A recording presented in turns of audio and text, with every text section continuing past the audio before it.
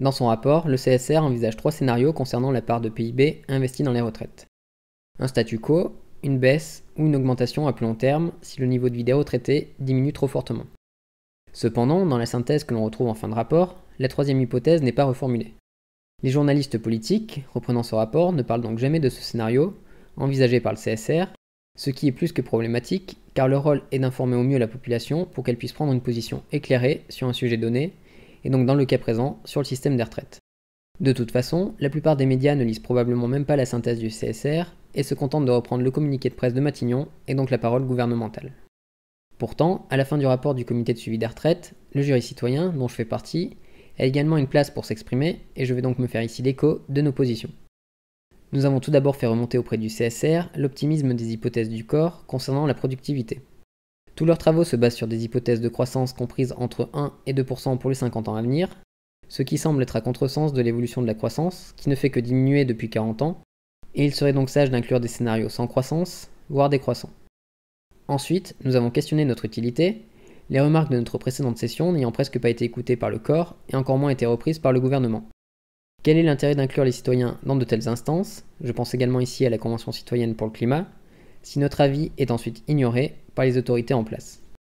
Nous avons de plus souligné l'interdépendance des questions sociales, économiques et écologiques, et souhaité voir se mettre en place une convention citoyenne réfléchissant à la question des retraites dans un contexte plus large.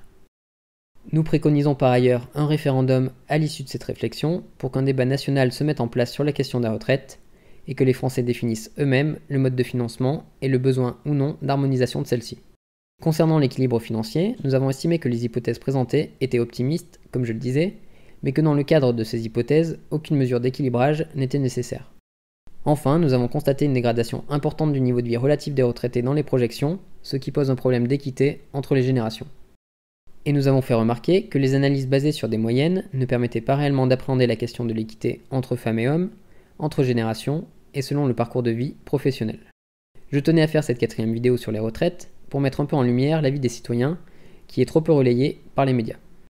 C'est la fin de cette série de vidéos sur les retraites qui j'espère vous permettra d'y voir plus clair et d'alimenter votre réflexion. Continuez à vous intéresser à la politique et à bientôt. Bon, je viens de finir le montage de la vidéo, je suis pas totalement satisfait du contenu, donc je vais rajouter quelques propos pour compléter la vidéo. Ce que je voulais vraiment vous faire prendre conscience à travers cette vidéo, c'est qu'il y a de plus en plus de citoyens qui sont appelés à donner leur avis sur différentes questions, comme le climat ou les retraites. Et le problème actuellement, c'est que ça donne un semblant de démocratie, alors que derrière tout ça, en fait, les décisions sont toujours entre les mains des mêmes personnes. Donc là, je voulais vous montrer que, par exemple, le comité de suivi des retraites choisissait donc de prendre en compte ce que le jury citoyen avait évoqué, que ce soit dans l'annexe qui donne l'avis du jury citoyen en fin de rapport, ou même au sein du rapport avec les 3 options qui sont évoquées, dont une augmentation du financement des retraites sur du long terme. Mais malheureusement, c'est pas évoqué dans la synthèse, donc ça c'est déjà un choix du comité de suivi des retraites qui filtre en partie ce qui est dit par le jury citoyen. Et ensuite, comme je l'ai dit, le jury citoyen appelle notamment à effectuer un référendum sur la question des retraites, pour qu'on puisse enfin évoquer la question du financement et à savoir comment les Français veulent financer leur retraite, s'ils veulent le faire par une augmentation de l'âge de la retraite, par une augmentation de la durée de cotisation, par une augmentation des taxes ou des impôts finançant les retraites, ou par d'autres biais auxquels je pourrais ne pas penser actuellement. Et donc le fait est que cette idée de référendum, ou le fait que les perspectives de croissance sont trop élevées, ou que l'avis du jury citoyen n'est pas assez pris en compte, ou que l'équité entre les générations est mise à mal suite à la baisse relative du niveau de vie des retraités dans les années qui viennent, n'est absolument pas repris par les médias, ni le gouvernement, etc. Donc ce qui est sûr, c'est qu'à la rentrée, vous allez avoir des discours qui vont vous dire que le système des retraites est en déficit, et donc il va falloir mettre en place des mesures urgentes, importantes, pour pouvoir financer les retraites et nos retraites dans l'avenir.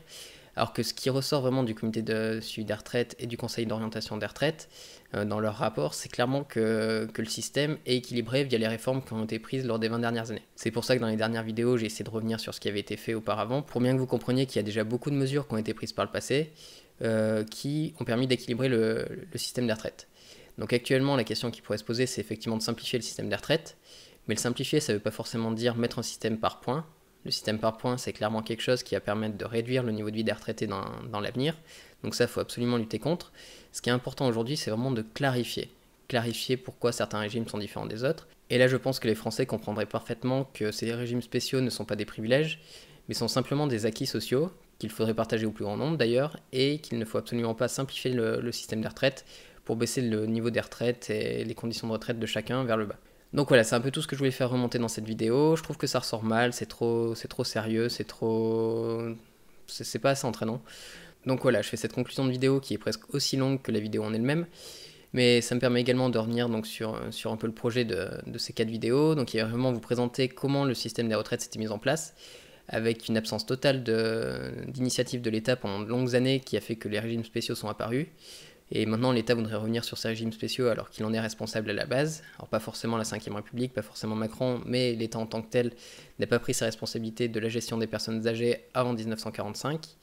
Ensuite, je voulais vraiment mettre en avant le fait que depuis 1945, les retraites ont été réformées globalement dans un premier temps en faveur des retraités jusqu'aux années 80, puis depuis les années 80 en défaveur des retraités. Dans la troisième vidéo, j'évoquais plus les enjeux actuels et donc vous montrer que le système des retraites était équilibré pour les années à venir et que s'il ne l'était pas, il existait différents moyens qui ne seront pas forcément évoqués par le gouvernement, comme augmenter la taxation par exemple sur l'automatisation de la société. Et donc dans cette dernière vidéo, je voulais plus appuyer le fait que les jurys citoyens et la plupart des citoyens qui sont appelés à participer à la démocratie actuellement hors système électif ne sont malheureusement pas assez entendus et pas assez écoutés. Donc c'était vraiment l'objectif de cette vidéo, et si vous avez quelque chose à retenir, c'est que les citoyens ont de très bonnes idées, ils l'ont montré avec la Convention pour le climat.